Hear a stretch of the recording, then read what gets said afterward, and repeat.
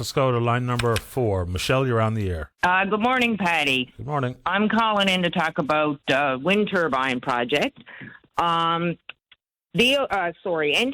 had a question past weekend, regarding, do you agree or disagree? Simple question. Now, keep in mind, it's only a select few got to see this or knew about it or whatever, but I would like to make the comment, 70% voted against this project. That speaks numbers, I would think, for this project moving further in our province. I don't know if that means a row of beans, to be honest, because these non-scientific polls are generally juiced by people who are displeased with one thing or another. Same thing with the question of the day on VOCM. It's just a place for people to have their say. Whether or not that's reflective of the actual population remains to be seen. I don't know what the percentage is. I hear what you're saying, and I agree. So I will challenge that and say, don't you agree there should be a vote, same as we do for election? Well, let's vote, because this is a big project, as you know. People don't understand what this project is. I had a girl say to me the other day, sure, ain't that going to increase or decrease our light bills? No, it has nothing to do with us. People are unknown to it. Well, it does have something to do with us and our power bills. It does. It's not. But for what it's going to destroy our land, for how it's going to affect. People are complaining of the trout. We're not going to have trout once these come. We're not going to have moose.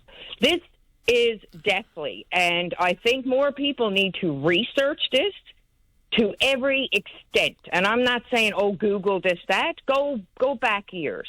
This will kill our animals, our wildlife. It will take away our lands, all our berries, plus make people sick. Well, it will limit access to certain areas where people are used to having free reign, whether it be for berry picking or otherwise. And I'm not so sure how much research is going to be very helpful. You know why I say that? Because these are turbines that are not common across the world where there's wind farms. I mean, they're nowhere near the... Well, that makes researching so I'll challenge you again. Difficult. I'll challenge you again. Why are they agreeing to put this here when they haven't had the facts to say, hey, we've done research and you're going to be okay, Newfoundlanders. You are going to be okay. You are safe to have this here. But yet we can watch documentaries from people in Ontario who've got them next to them. People in Port-au-Port Peninsula are complaining right now of things all over, of how it's affecting them. And nobody is listening because they want this project to come here. Once this project comes here, just watch. Marystown, Bureau Peninsula, all of that, they want all of us in here. They want to shut that down and have Newfoundland as one big dump for Germany as these wind turbines. And it's sad, and it's very disappointing and shameful as far as I'm concerned. Michelle, people are already impacted on the Port-au-Port Peninsula for something that hasn't been built? Yep, they are. You go to talk to people. They don't want that out there. Nobody do. But the government thinks that they can make this rule for us Newfoundlanders. I'm going to be 50 in June, and I stand to this. And I'm going to be honest with you, and I've said it to a lot of people. If the government looked at me tomorrow and said, hey, Michelle, we're going to give you $1,000 a week if you sign this piece of paper and shut your mouth to have this wind turbine, you know what I would tell them to do? Shove it where the sun don't shine. I would not take it because I have children, and I have going to have grandchildren and so forth, that I want to be able to come to our beautiful prestige island without hearing whoa, whoa, whoa and all of this and people getting sick and everything else and then ripping up our lands. It's not a good project. It's not worthy and beneficial to Newfoundland whatsoever. Absolutely not. Well, one thing you said, just if we're going to try to throw some accurate information out there, it will have an implication with the integration to our public grid. And we don't know how that's going to work yet. We don't know how much we're going to pay for power that they sell us. We don't know how much they're going to pay for power that we sell them. So it absolutely has an implication on my power bills. To what extent? We simply do not know. Pretty important piece of information. People are like, hey, like I said, I'm going to be 50. I want to stay here. I work. I got a full-time job, doing okay, but there's lots that want to work, want to move back. There's no work. No, there's not a lot. However, once they put this in, yes, you're going to have construction work for, it's going to be, 2-year project max. It's longer than that. Province. It's longer than that. It depends, but roughly, of construction. Ripping up our province. Once that's done, it's like, boys, here's your eye slip. Go get your pokey. And now we're going to, that's it. That's it. They're done. So now these guys are sitting home on unemployment. They can't go fishing because the ponds, you can't go around there because the wind turbine. So people who are working on the projects as skilled tradespeople will all of a sudden not be able to fish? Like, what does that... No, what?